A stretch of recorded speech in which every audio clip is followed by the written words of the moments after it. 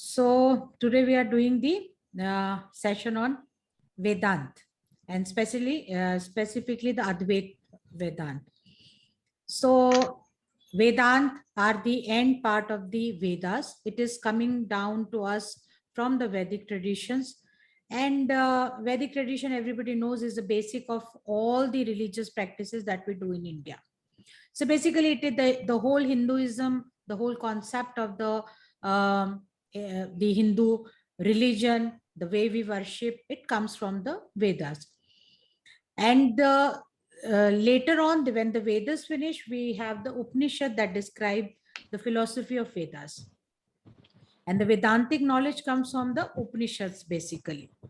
And I have already told you there are 10 Upanishads that are main, 10 Upanishads are there. But basically, what we are going to learn or discuss about today is the Advait Vedanta.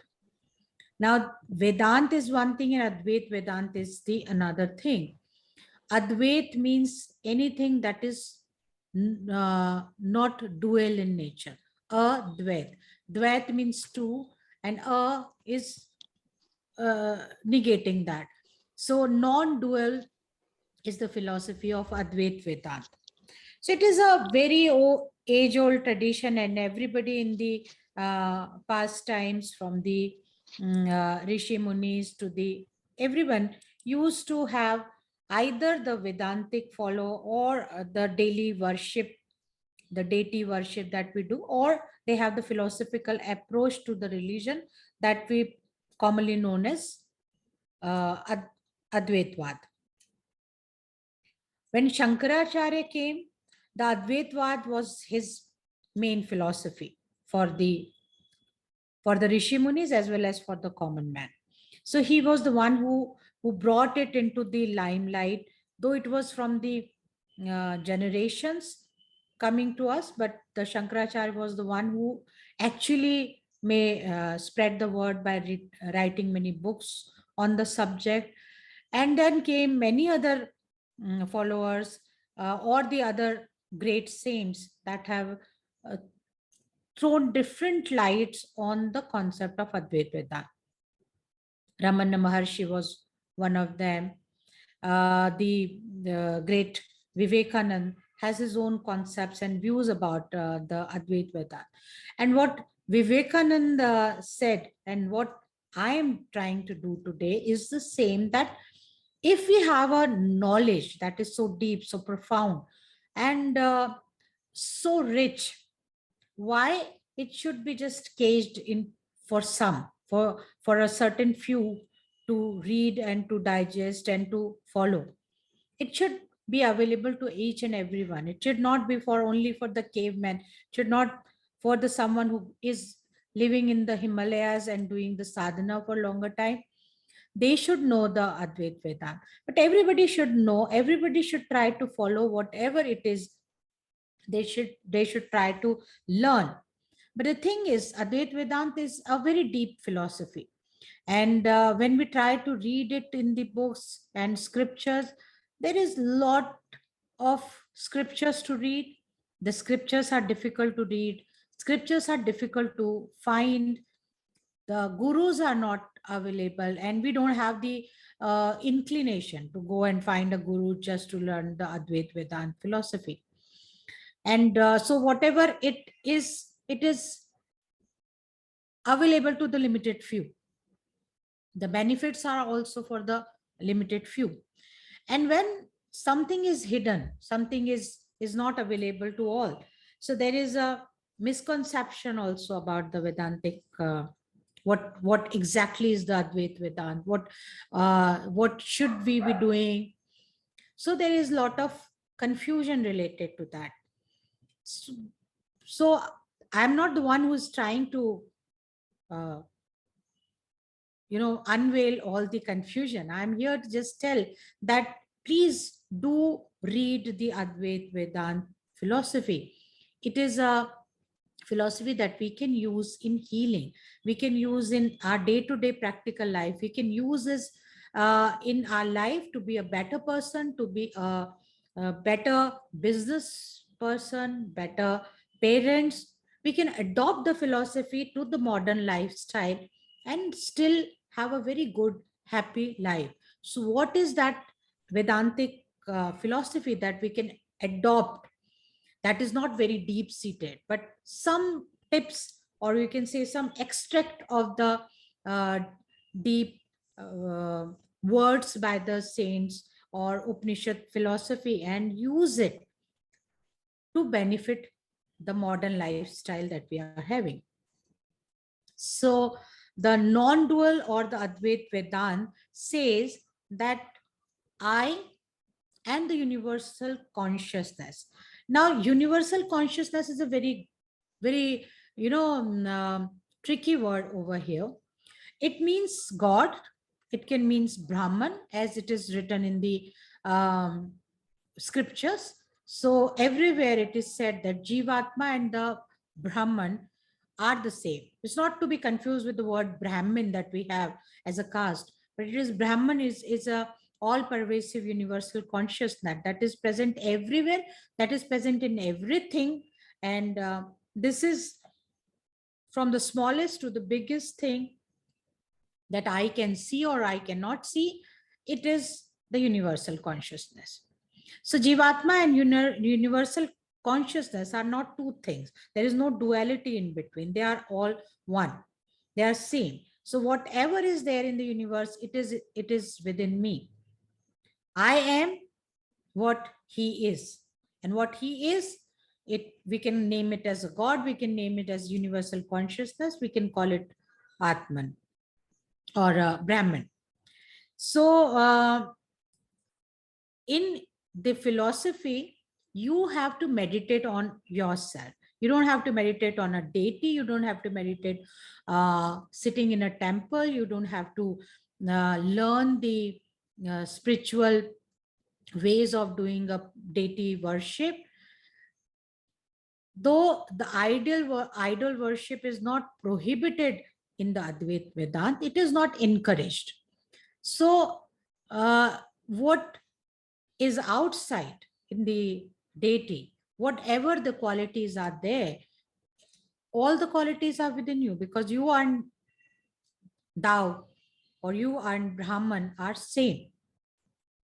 So the question came where this philosophy can be used or can be culminated into the modern life. How we can include this philosophy in the modern life. It is, I think, today's session focuses about this.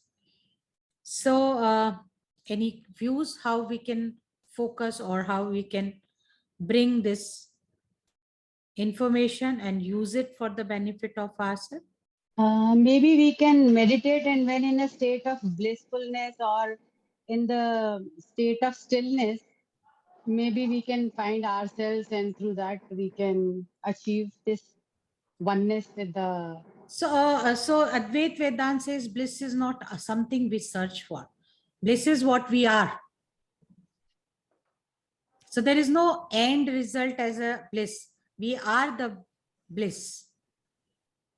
So we are not searching for the bliss. As in Jivatma, we are the one with the Brahman, and the bliss is the true nature of the self. So it is not something. Explore ourselves only, because we have layers and layers over it, just to uncover one by one. Okay. And actually reach to our inner self. So the Advait Vedanta says, the second thing that it says, it is important that everything that is physical around you is Maya. It is an illusion. So that's why somewhere it was criticized as Mayavad also. It is the Advait Vedanta has very much similar to the Buddhism also, and it is also criticized as being the Mayavad. Though there is some there is no relation between the two, but it is said that this could be called as Mayavad. So what is Maya? It is an illusion. So whatever you are experiencing and thinking this as reality, whatever you are perceiving as a physical world, it is actually an illusion. It is a Maya. And the real self is beyond that Maya, beyond that illusion. So you have to cross the river of illusion and find out the real you, find out the real self. The finding of the real self is actually the path of Advait Vedanta, going beyond the illusion. So everything that you see, everything that is around you, you're experiencing, even this body, it is an illusion, it is a Maya. So we are living in the modern day specifically, we are living in a materialistic society. We are looking outward. We are looking at everything in terms of something. It is a fridge or TV or car or a building. It is something that is outside of it. And we consider this life to be a real life. We consider this life to be a true life. We are searching, we are running towards that materialistic world. Though there is nothing like a world, there is nothing like a materialistic world either. There is not a spiritualistic world either. So there is all that we can are enjoying or finding it as bliss is all illusion. So we are running after the illusion, thinking that to be a real one. So suppose we adopt the same thought and start looking at the materialistic world we are living in from the Advait Vedanta point of view. What happens? So we stop running after the materialistic attitude. We are still the same. We are doing our daily activity. We are still uh, working. We are still the parents. We are still taking care of the people around us. We are still earning. But then the third concept of Vedant jumps in from a detached point of view. So I am living in the society. I am observing everything that is happening around it. But my attitude is not to indulge in it. My attitude is to stay back and be an observer that this is happening. So whatever is, when we go to a drama, when we go to a movie theater and start watching the movie, everything that we are experiencing, all the emotions that the movie is creating within us seems to be real. But we know that everything that is happening within my body or on the screen, it is all unreal. It is all a drama. It is all illusion. It is not real. Similarly, the world what we are seeing, it is a drama. It is everything happening in front of our eyes. So we are observing, we are sitting, we are living, but we are not being you can say attached to it. Attached to that. We are not becoming caged to the thoughts that is happening there. So the emotions lose their intensity. Mm. The same concept that is happening in our life, if we become detached, suppose you are going on a train journey and a child is crying and the child is yours, you will be affected in a different manner. And somebody's child is crying, you will look with compassion, but you will not be affected in the same manner as you are when it is something happening in your life. So there is a detachment. If somebody is feeling some heat and you are feeling okay, cool, my body temperature is normal, it is something that you're looking, observing that this person is going through that. It is not happening in my body and my mind. So the concept of being an observer Witness. is the most important in Advait Vedanta.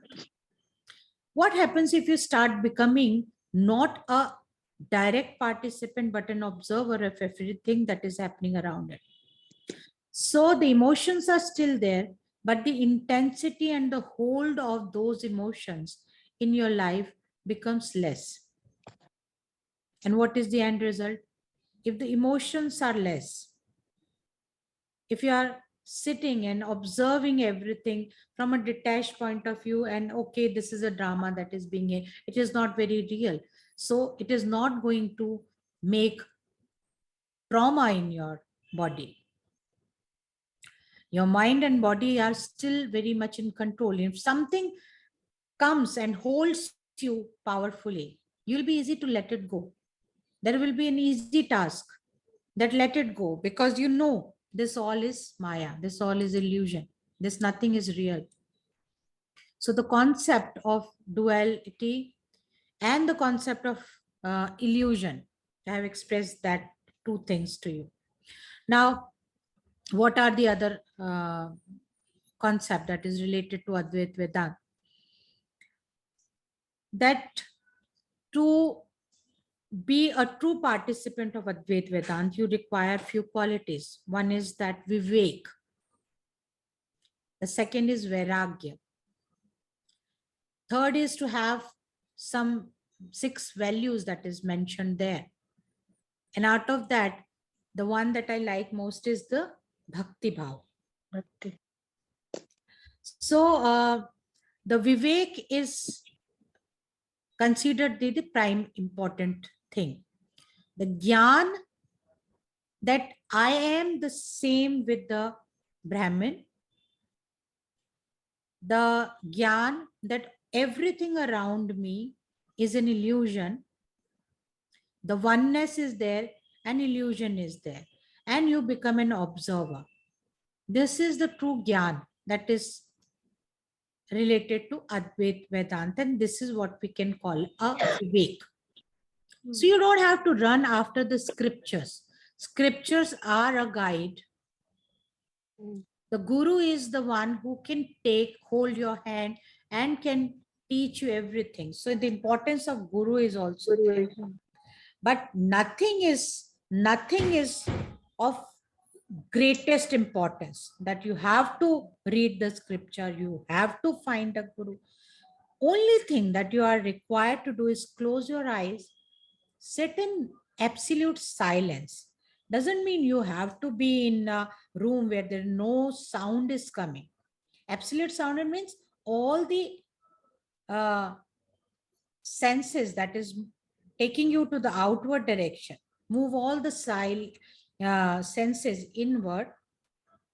Look within, hear within, use the senses, and then silence them, all the senses. Make them utterly silent. And when they are totally silenced, witness what is happening within your body. So body is not to be neglected in Advait Vedanta. It is an important tool or a medium which is making you do all the actions. You can be in the body, you can come out of your body and witness yourself doing that exercise or doing that meditation or doing that self-inquiry that you are doing. So you are just observing your thought. You are just being in silence. And this point also is very powerful. This point is also very, very beneficial in the modern materialistic society. If we can move all our senses inward, if we have the capacity to sit in silence, be with ourselves, enjoy our own company, understand that everything around me or within me is an illusion, and I have to find the real self or real tattva beyond all these things, what will happen? You will be in alpha state of mind. You will be in a deeply relaxed state of mind. When all the senses are moved inward, you are in a state which is very much near to, not exactly, but very much near to the Turiya uh, situation. That is, we can call it in a deep sleep, or when we are in an alpha state of mind. So every day, if we sleep and we sleep very deeply, we reach alpha state of mind. It is a state of mind that provides happiness, bliss, and make the pineal gland activities possible. The relaxation is there, and the hormones are secreted. And suppose if it is happening every day with your body, you are in a state of happiness, and glands are working profoundly, what will happen? Your stress level will be Very low. very low. Your stress level will be very low, and what will happen again? Your disease levels will also. Yeah. So many of the diseases are either psychosomatic or related to the stress. So whatever is related to stress will be diminished, will reduce to its, I think, zero level. So you will be in a happy state of mind. If I am moving from my day in a happy state of mind, in a very relaxed night's sleep, if I have taken, what will be my performance level in my job? Will I be easily to be angered? Can I be angry? Will I be able to perform better? My decision power, my activity, my focus, everything will increase. Yes or no? Yes. So these are the physical benefits that is happening because we are capable of moving our senses inside, not reaching the exact Advait Vedantic stage where we have inquired and where we have learned that I and Brahmin are the same, or universal consciousness are same. We have not yet found that profound state where we have understood everything. But in the journey itself, we have found many physical and psychological benefits. Yes. Is it a good thing to start, a good reason to start learning more about the Advait Vedanta? So I am being observer, I am staying detached, and I am in a deep sleep state of relaxation. My mind and body is at peace and I am at calm. What other things are going to happen? The regeneration of the cells will be very good. So I will not age. I will not be, my activity level or my, the body strength will be very good. Understanding? So that is another physical benefits. Your mind will be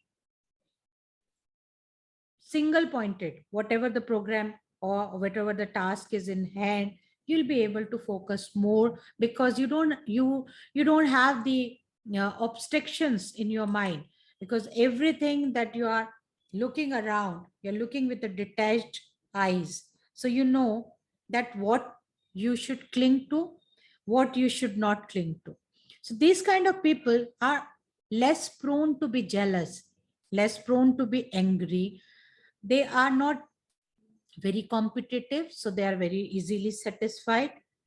Okay, so there are less relationship problems also, because we understand that if I am the universal consciousness and everything around me is universal consciousness, then the next person is also the universal consciousness. So there is no superiority complex. I am superior, someone is inferior, my knowledge is more, the other person's knowledge is less, or my caste is better.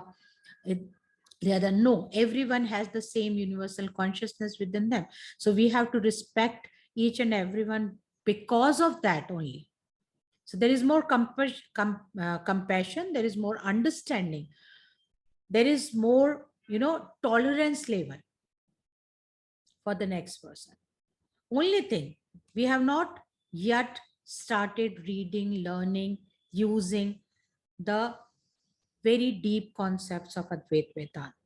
We have only, at the surface level, I've started touching the Siddhants and it has started benefiting me. So as you start getting more and more happy, learn more, read more books, find more gurus, manifest more, your desire will increase. But the desire, the chief desire of every Advait Vedanta people is to have the mukti of the Jivatma. So why we are doing all of this? Because we have taken many births. So if you are learning Advait Vedanta because of the sattvic lifestyle that you had in previous births, So your soul has become now more inclined towards the one word that is called liberation, mukti. So Jivatma is now understanding that everything is illusion, everything is Maya, and the chief object is the liberation, his chief object is the mukti. So the sadhana and samadhi, the will take you to that utmost moksha. So the only aim of life now remains is not to earn more money, not to have the big car, not to have the better jewelry at home, more luxury. No. Now we are craving for the liberation of the soul. So materialism has no space when we start talking about the Advait Vedanta.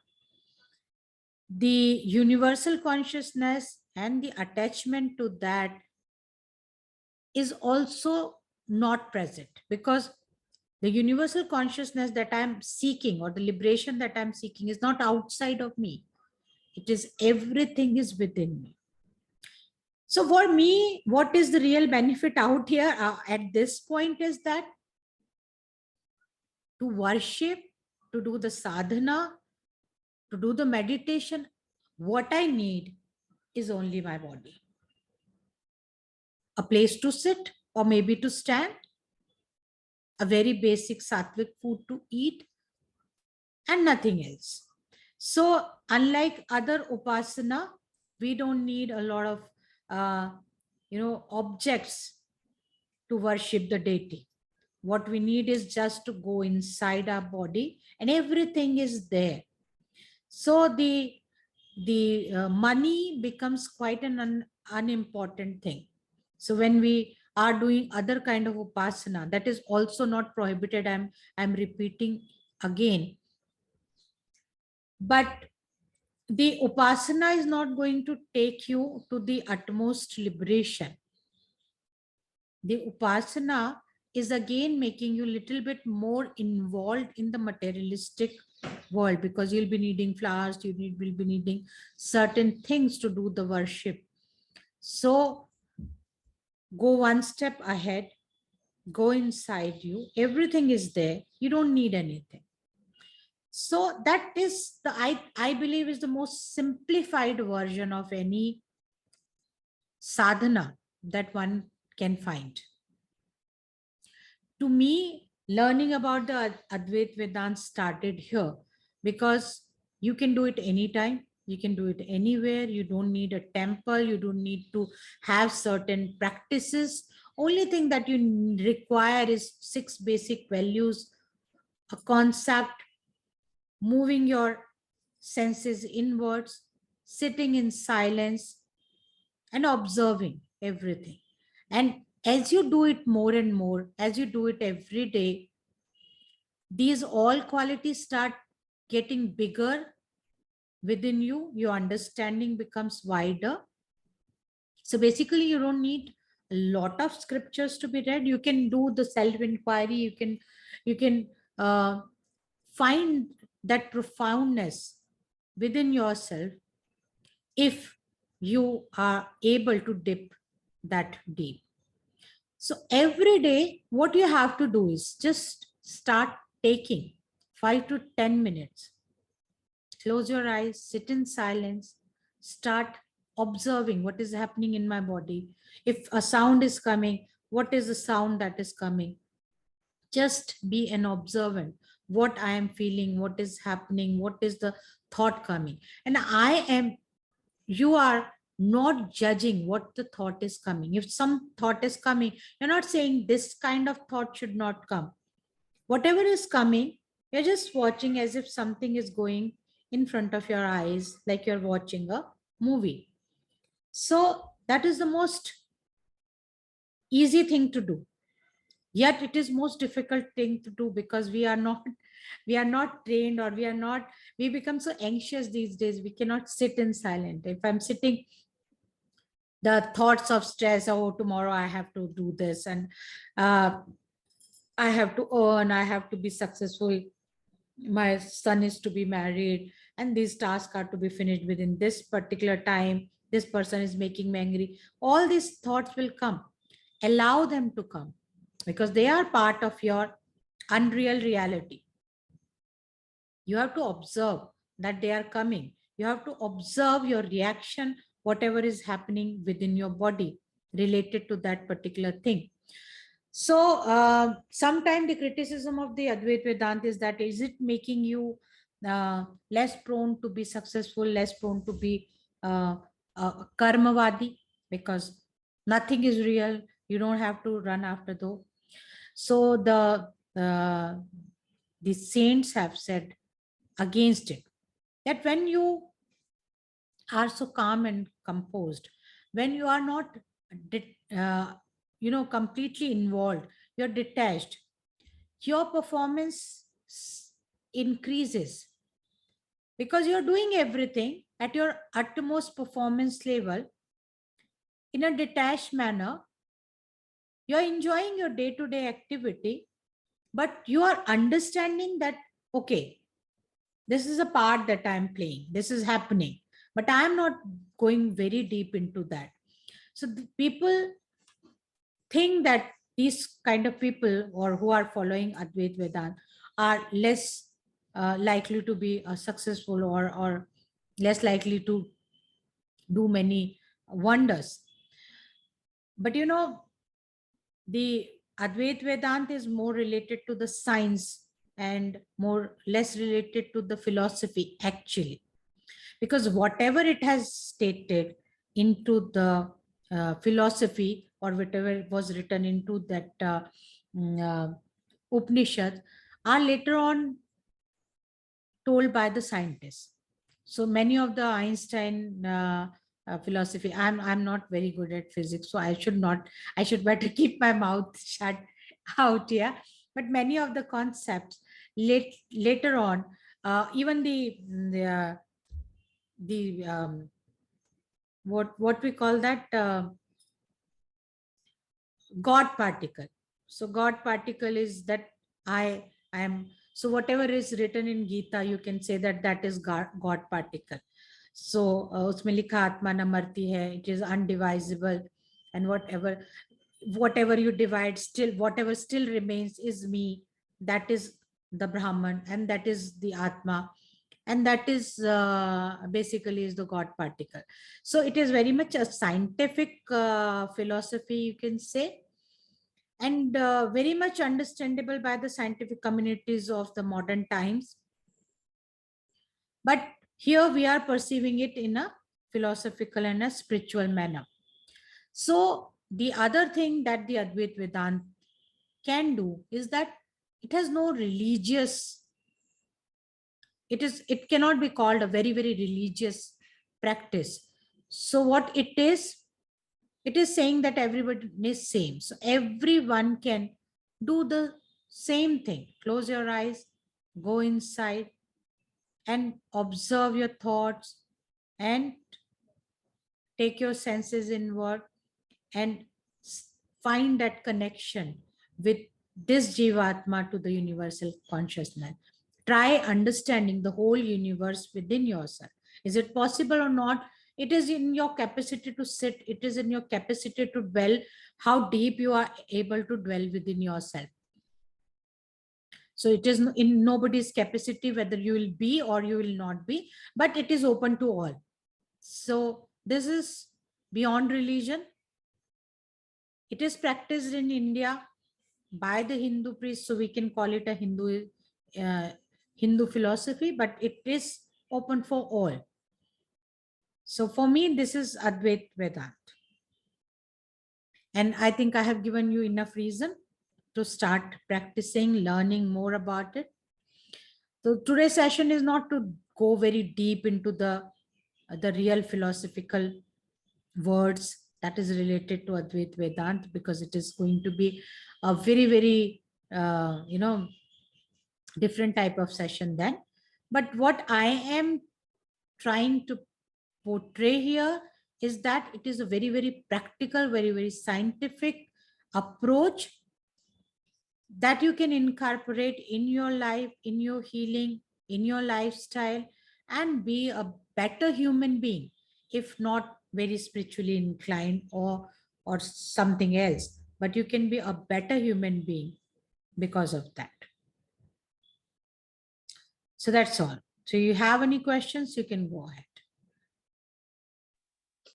Swati ji, I would like to you to just know bilkul basic difference between Dvait and Advait. I mean, so that we can really differentiate So between, yeah. Dvait believes that there is a God that is outside of us, that we all believe in Ram, Krishna, and Shiv. So we in Advait also we believe everything like that. All the qualities are there. All the qualities of the Shiv is there. But it is not something that is beyond us, something that is outside of us. So if there is a Shiv Tattva, it is within me. Okay, the entire Shiv Tattva is within us. Only. Within me. Everything that is, if it is a Shakti Tattva, it is within me. If it is a Shiv Tattva, it is within me. So what we can call it Krishna consciousness is within me. Previously, the Vaishnavas used to believe that because the Advait Vedanta was totally used and celebrated by the Shaivites. The Shankaracharya was also Shaivite. So the Vaishnav people used to negate the Advait Vedanta. But what we understand of the Krishna consciousness, it is same. What is written in Bhagavad Gita, what is written in the Manduk Upanishad, they all are saying one thing, that I and God are the one thing. So there is no separation between. There is nothing that is beyond me. So whatever is Shiv Tattva, it is in me. Whatever is Shakti Tattva, it is in me. What is the Krishna Tattva, it is within me. I have to find which thing I am going to find. What is the one thing that I want to find? So Dvaitvadi people, they find something more than what we are. So they think that is like, is it, they think it is separate or something more is also So, there. so there is a discussion that they perceive the what we can is God element. Okay, is something bigger than that. So Krishna is something bigger than me. And suppose in Advait I am saying ki I am Krishna, but in Advait we also understand that when I am saying I am he, okay, I am everything that God has, but I don't become, I am God is not the statement. Yeah. I have everything that God has, but I am not the God. Okay. So there is a difference in understanding that I have everything that God has. But is that tattva, enlightened, open in me? Essence is how much of that essence is lightened up. It is the important thing. So there is no superiority or inferiority, whether we call the Advait. And in the Dvait, we consider God as something supreme, something above us, something beyond our reach. That is the main difference between Advait and Dvait. Okay, thank you. Yeah, any other question? Is it connecting with the divine within us? It is not precisely to be say divine within, because divine is within us. So we are connecting to us. Yes. So whatever is divine, I am divine. So there is no divine true. within me. I am divine. Yes. Yes. Thank you. So we are connecting to ourselves. So I am connecting to me. And So that I is, am divine. is it more about learning ourselves? Pardon? Is it more about learning ourselves? Yes, you can say inquiry about ourselves. Okay. We'll be doing a session on self-inquiry. That will be the 5th session. Do join that session. It will tell you about how the inquiry that is happening in the meditation will happen Okay. there. Beautiful. Lovely session today. Thank you so much. Okay. Good evening, Swati ji. Yes, Ruchita. Swati ji, can it be defined like Tattvamasi? I am that. Ruchita, that is going to be another session. Have you not read the 5 sessions that I am going to do? That will be, one is on Mahavakya. And Tattvamasi is one of the Mahavakya. Tattvamasi is very much the part of Advait Vedanta. Yes. So it is the one of the Mahavakya, that is Tattvamasi. Tattvamasi, Aham Brahmasmi, all are having the same meaning. I am that. I am that. That is And that means I am the universal consciousness. I am everything that is universal consciousness is me. okay. And that is Advait. That is Advait. Right. So Thank you. Swati ji, Yes. does the path like, Bhakti Marg, Yog Marg and Gyan Marg, I mean, is there any one particular marg that Advait people follow? Yeah, how is it related, like Advaitvadi and the different marg to reach So the Advait Vedanti follow all marg and negate all marg. So whatever way we can reach or touch the universal consciousness is okay. Okay. But anything that is happening, the Gyan is also illusion, because that is right. also physical. A book is also a physical thing. So Mm. Gyan is also within me or nothing outside me. Mm. So if it is a Gyan, it is not. Karma is also what I'm doing. Mm. So I can reach to the universal consciousness. That is one of the path. And that is a beautiful path. So whatever suits me, I will follow that. But ultimately, when I am thinking of the liberation, that will happen only when I have started understanding that there is no other mark left just to be in touch with myself. Okay. So to reach to a certain point, you can follow a path. Mm. But beyond that, there is only Advait.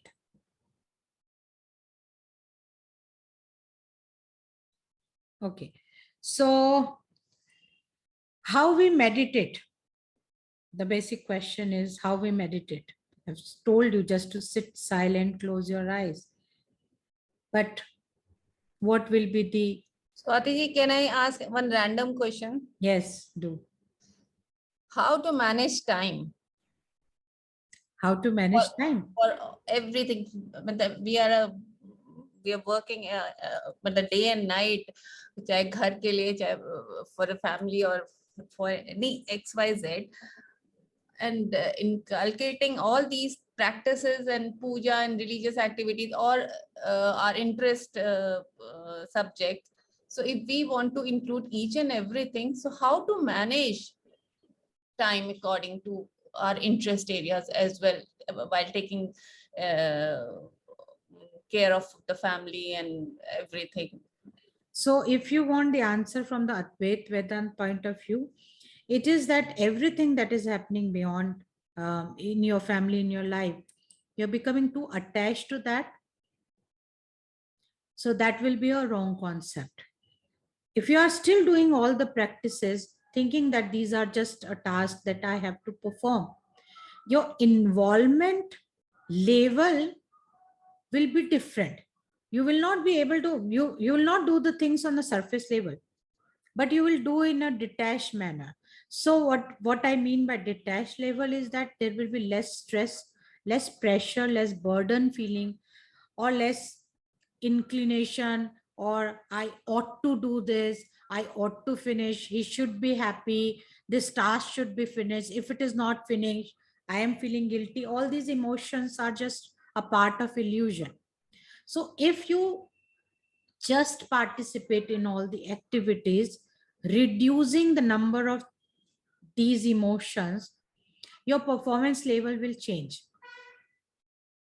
If your performance level change, your stress level is also decreasing because you're not taking pressure, stress, or burden, guilty. Everything is not there, present there. So what is happening? You're becoming more, as I have stated before, you will become more relaxed. And a relaxed person can perform better and much greater speed, have more efficiency than anyone else. So suppose a task is finished by you in 2 hours and your efficiency level increases and you are able to perform the same task in 1 hour and you are less tired after that finishing that work, you will be able to do more activities in a day and you will not be tired. There will be no emotion, that is, emotional upheavals are not happening there. So you will be always relaxed, always blissful, always happy.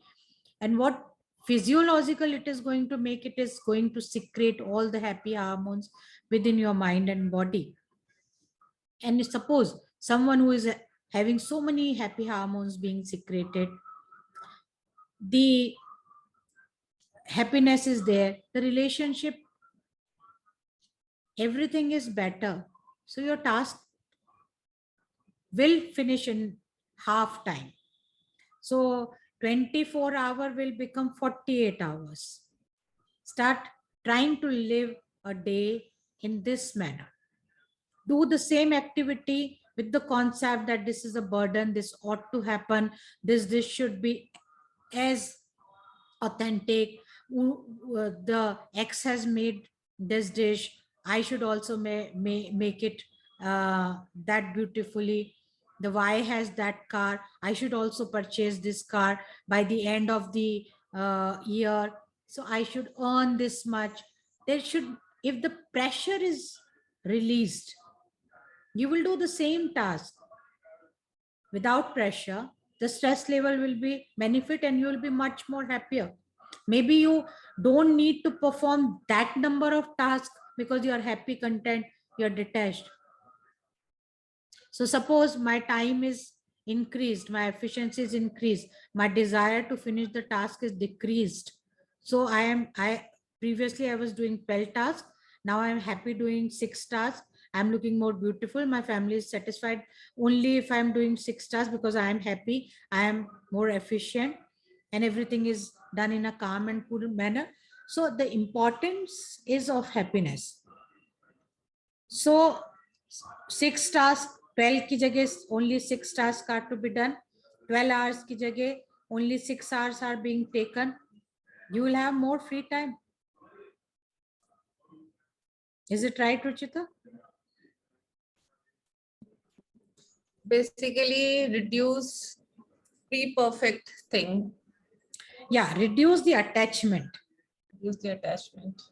Attachment says be perfect, work hard, perform to this level. Everything is because we are attached.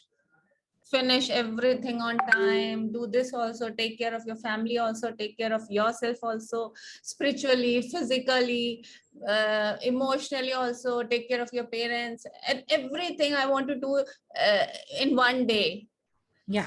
And I'm not able to prioritize my things, and everything becomes very haphazard. That's true. That's true. That is the basic concept of Advait Vedanta that I want to put here. That if you are following the simple formula of being easy, undetached, your life will change drastically.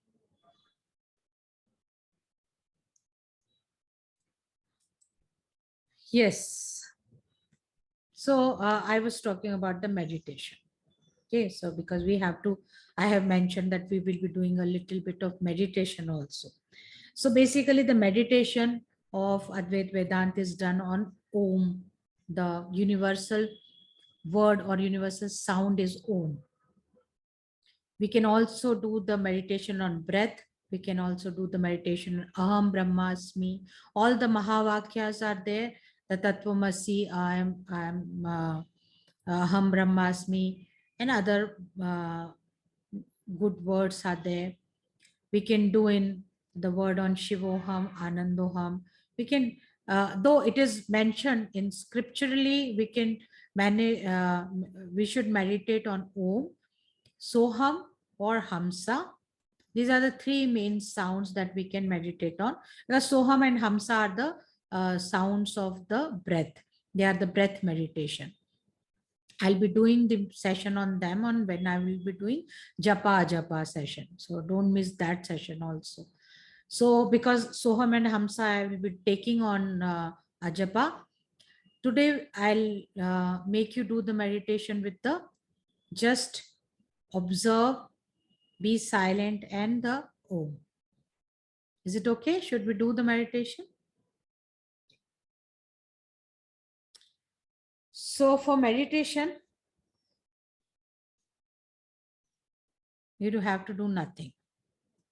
I'm starting, just follow my voice and do whatever and try to be as calm and composed as possible. Okay, shall we start? Okay, so close your eyes if you find comfortable. If you don't want to close your eyes, you can keep your eyes open. Sit or lie down very comfortably as your physical condition provides. Try to keep your spine as erect, as straight as possible.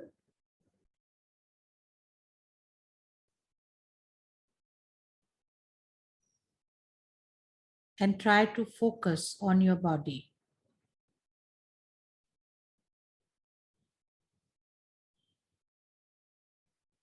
Your body is a beautiful medium with which you can connect to your soul. So just go inside your body and observe what is happening there. Where is the tightness? Where are you feeling heaviness? If there is any pain, where is it? What kind of pain is this? Just observe them.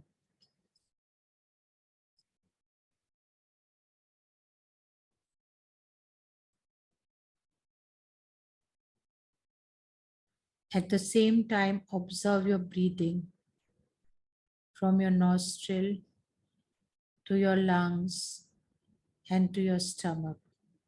It is gliding in and gliding out.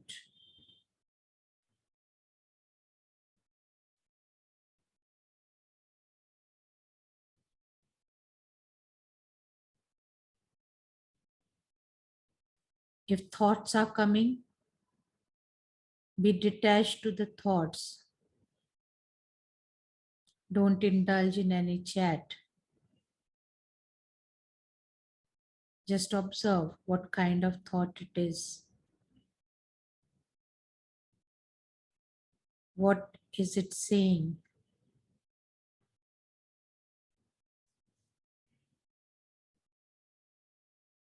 Be an observer. You can be in your body or you can come out of your body and observe yourself doing this meditation.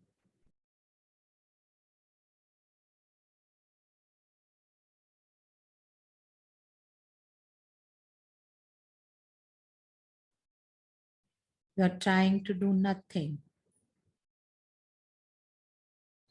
not trying to silence yourself, not changing your thought patterns, not changing your breathing. You're just observing.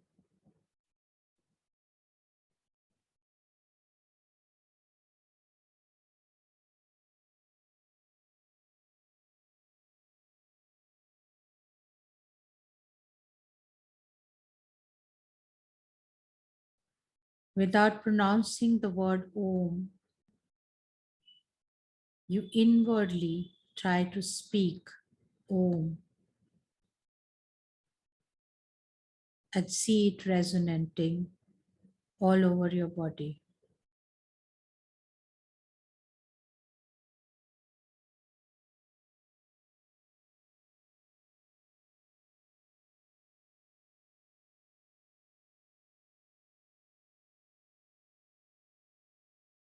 If your mind is wandering, let it.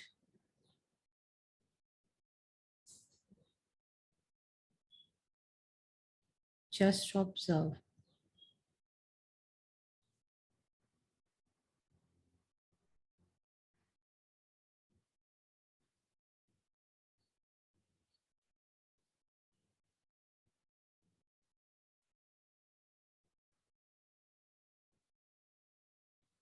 The Om sound is resonating in your heart, at your chest level.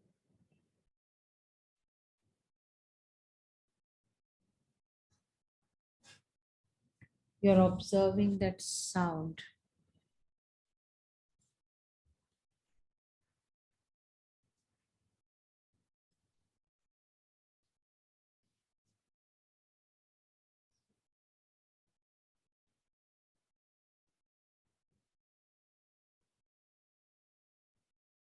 Try to bring in all your senses inward and listen to the sound of your breath.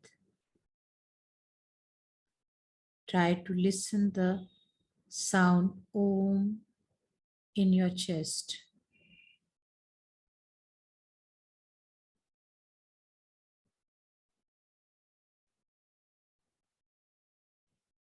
You don't even have to be still. You can move your body if you want to.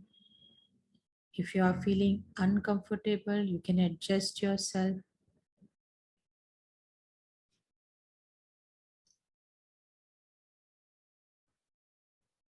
Just keep observing whatever you are doing.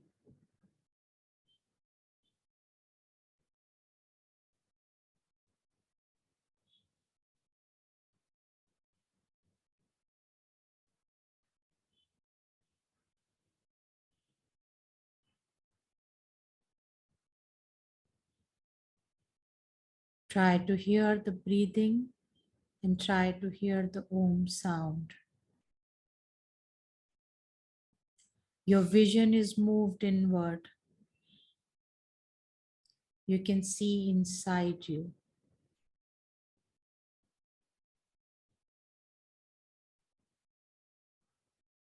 You are not this body. You are not this mind. You are a soul. You can keep your journey inward or outward. You can move or be in this body or observe yourself from outside the body.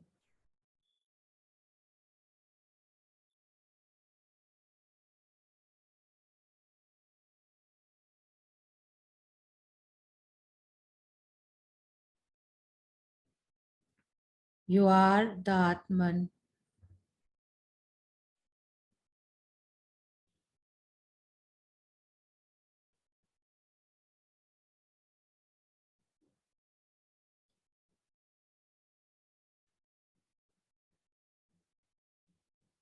You don't have any journey to follow.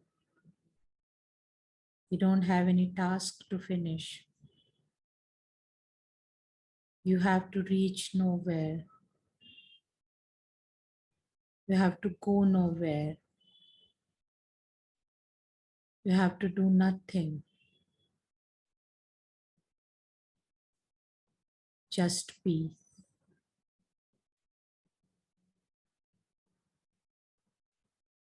Just be in your true self. The silence and the Om sound resonating within it.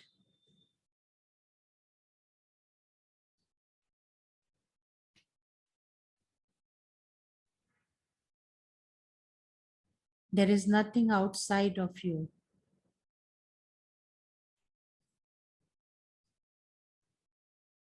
Everything is within you.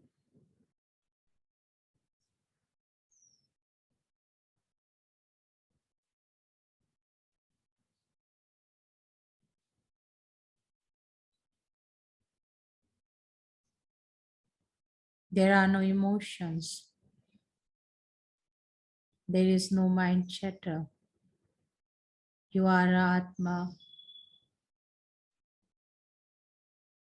You are a spirit. You are soul.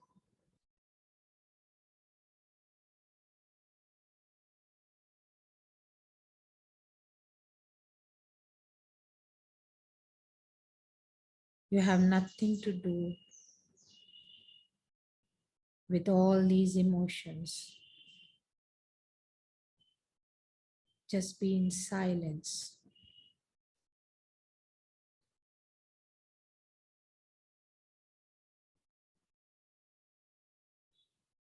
Just be you. You are not beautiful. You are not ugly. You are not even the body. You are not intelligent. You are not shrewd or smart. You are not even the mind.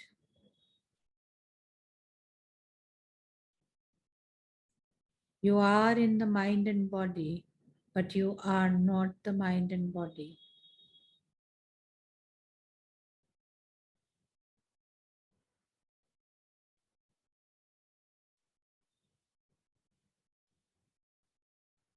You look at everything detached,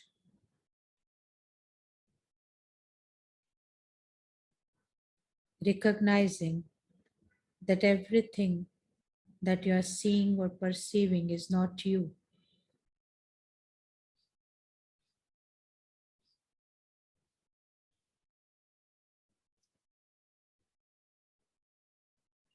You are doing this meditation and you are observing that you are doing this meditation. You are the doer, you are the observer, and you are the destiny.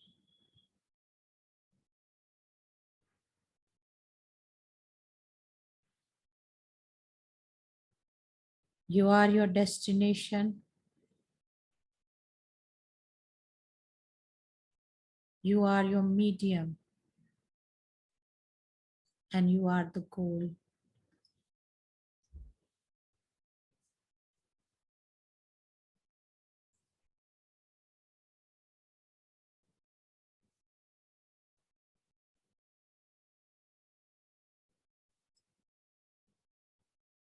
There are no feelings, there are no emotions,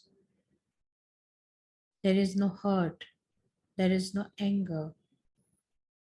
You are not the emotions. You are not the body. You are not the mind. Just be you in your true self. You are the Atma.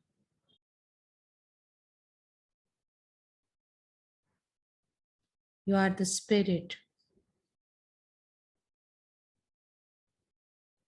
And the soul has nothing to do with any of these emotions. You are beyond that. Your journey is beyond all this. So follow your journey.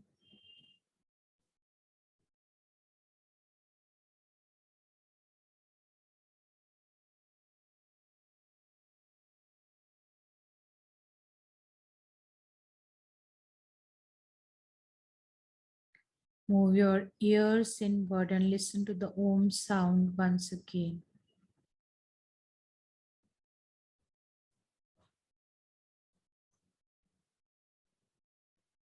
What guiding you is you. The sound of me that you are hearing is also within you.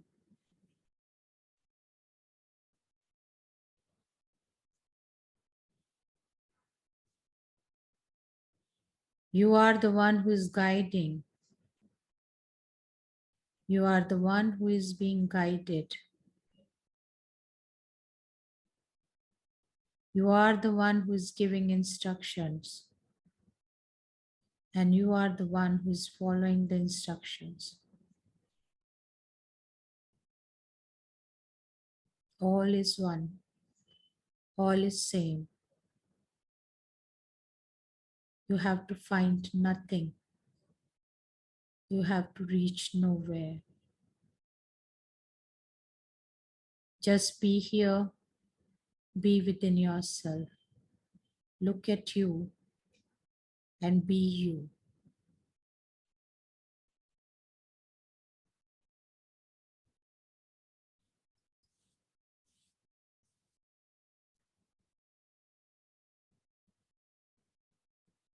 Be with yourself in your silence for some time.